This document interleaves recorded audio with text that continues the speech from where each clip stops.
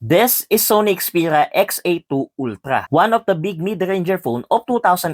Medyo matagal ko nang gustong itry ito bago ako mag-move sa cinematic aspect ratio na 21:9 era ng Xperia lineup. I have tried different Xperia flagship phones in the past, like Compact, Z, Z Premium, and XZ series. At masasabi ko talaga na may own character ang mga Xperia phone. Hindi nga lang updated ang design like Samsung and Apple. Ngayon, babalikan natin itong mid-ranger na XA lineup dahil sablay ang baby brother nito na XA2 and XA2 Plus. Quick specs muna tayo, 6 inches 1080p IPS LCD. Malaki at malapad ang screen nito kaya sulit pa rin sa media consumption. Running Android 9 with Snapdragon 630 chipset na battery friendly at hanggang ngayon okay pa rin naman ang performance pero sa games medyo sablay na. Also comes with 4GB of RAM and 64GB storage which is expandable. Sa camera naman, meron itong 16MP main front camera with OIS plus 8MP wide shooter and a flash. At sa rear camera, 23MP single main shooter na akala ko pangit ang camera shots dahil almost 6 years old na ito. Pero nagkamali ako. Maganda ang kuha lalo sa front camera. Sa rear camera naman, okay pa naman pang picture pero sa video, outdated na talaga. For me, this is an overpriced phone during its release. Sablay ang software update at outdated na ang design and chipset. At ginamit pa nila ulit ito sa Xperia 10. But now, nabili ko to ng sobrang mura, sulit pa rin namang gamitin. And understandable na ang Sony Xperia ay hindi para sa lahat. Pwede pa rin namang gamitin ito pero more on extra phone na lang dahil malaki ang screen at matagal malubat. Salamat sa panonood and follow me for more videos.